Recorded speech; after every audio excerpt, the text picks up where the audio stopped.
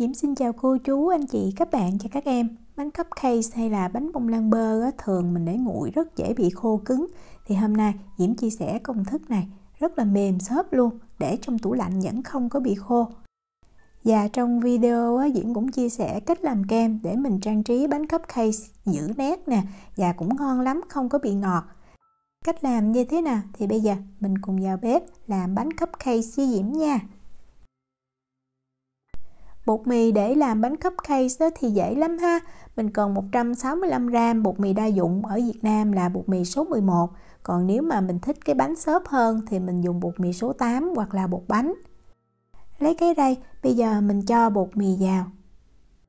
Để tạo độ nở cho bánh thì Diễm có ở đây là 4g bột nổi.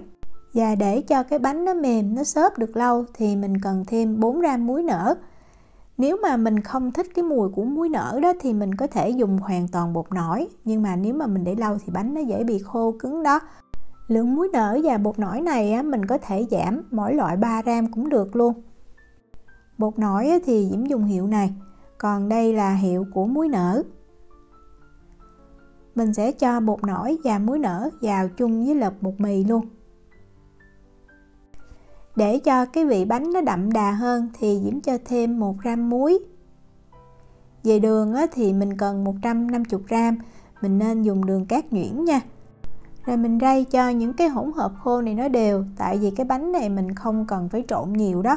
Vậy mình rây trước về cho nó dễ tan và nó hòa đều vào trong cái hỗn hợp chất lỏng. Bơ thì mình cần 125g bơ, và Diễm dùng bơ lạc không có muối ha. Mình để bơ ở nhiệt độ phòng khoảng 1 tiếng cho bơ nó mềm, rồi mình mới mang mình đi làm bánh. Mình cho hết cái lượng bơ này vào trong hỗn hợp khô luôn. Trứng gà thì mình cũng mang ra ngoài để ở nhiệt độ phòng cho trứng hết lạnh nha. Trứng này thì nếu mà Diễm cân luôn vỏ nó là 66g. Công thức này mình cần 2 cái trứng gà. Và để trộn cái hỗn hợp này đó, Diễm dùng máy đánh trứng cầm tay. Mình bật cái tốc độ thấp ha, máy Diễm có 5 số thì Diễm để số 1. Và mình cứ trộn cho cái hỗn hợp này nó đều với nhau. Thời gian rất là nhanh nha, Diễm có canh thì nó khoảng chừng 50 giây à. Nếu mà mình có cái máy stand mixer thì mình dùng cái đồ quết chữ khô đó mình làm cũng được ha.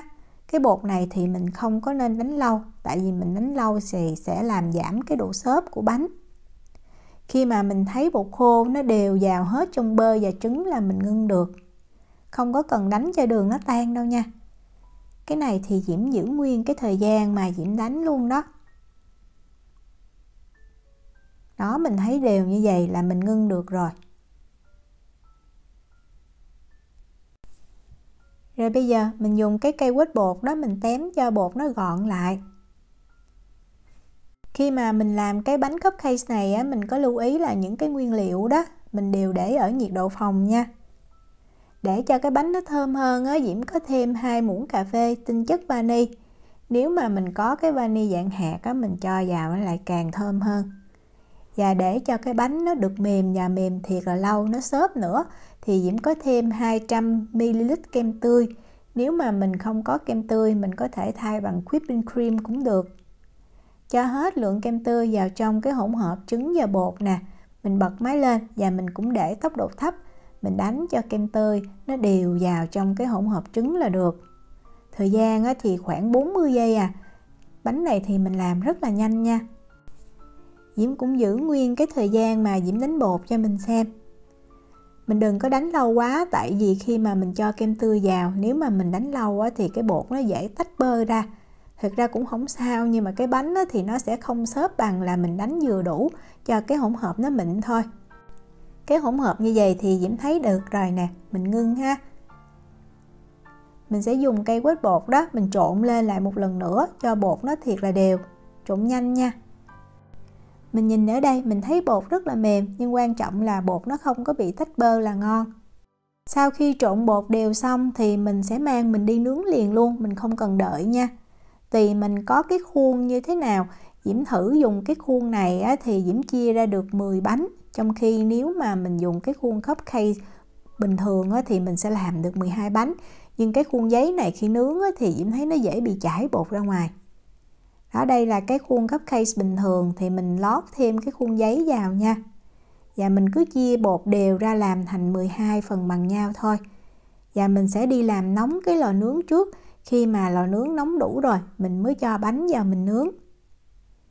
Diễm sẽ đặt bánh ở rãnh giữa của lò nướng và mình nướng ở nhiệt độ là 175 độ C, 347 độ F trong khoảng thời gian là 20 phút. Lò nướng thì mình sẽ bật 2 lửa trên và dưới, mình không có bật quạt. Khoảng 18 phút thì mình nên canh. Khi mà mình thấy bánh nó nổi lên cao và nó vàng như vậy, mình có thể dùng cái tăm tre đó mình xiên vô thử. Cái cây tăm nó khô ráo là cái bánh nó chín. Bánh này vừa lấy ra thì mình thấy rất là mềm luôn. Và mình nên lấy bánh ra khỏi khuôn. Mình để bánh trên cái rắc cho nó nguội ha. Khi mà bánh nguội thì mình có thể ăn liền. Còn nếu mà mình thích trang trí kem đó, thì mình nên đợi cho bánh nó nguội hẳn. Để Diễm quay gần cho mình xem. Cái này Diễm để bánh nguội được khoảng 30 phút rồi nè. Mình cầm lên mình thấy rất là nhẹ, bóp vào nó mềm lắm. Do mình sử dụng cái lượng kem tươi cũng nhiều đó. Và cái bánh này nó hơi vàng, nhưng mà vàng như vậy thì Diễm thấy rất là thơm. Còn cái này là Diễm dùng cái khuôn giấy nè. Công thức bánh này phù hợp cho mình khi mà mình muốn tổ chức tiệc sinh nhật mà mình làm trước một đêm thì mình để sang tới hôm sau. Cái bánh nó vẫn không có bị khô. Đó, để Diễm vẽ ra cho mình xem. Rất là xốp và cái màu vàng đẹp lắm luôn. Và nếu mà mình làm bánh cupcake thì lúc nào mình cũng cần kem để mình trang trí lên. Thì hôm nay Diễm chia sẻ cái công thức kem mascarpone này, Diễm thấy làm rất là dễ và kem nó giữ nét lắm. Đồng thời kem này khi mà mình ăn nó không có quá ngọt như là những cái loại kem khác. Mascarpone này nếu mà mình so sánh với kem phô mai thì nó không có cái vị chua nhẹ và nó mềm hơn. Nếu mà mình không có mascarpone mình cũng có thể thay bằng kem phô mai nha. Công thức này thì mình cần 250g và mình cần thêm 300ml kem tươi. Kem tươi thì Diễm dùng hiệu này.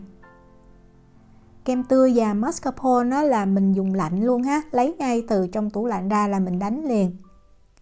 Đường thì mình cần 50g đường bột. Nếu mà mình không có đường bột thì mình có thể thay bằng 45g đường cát nhuyễn. Cái công thức kem này thì Diễm thấy nó không có ngọt nha.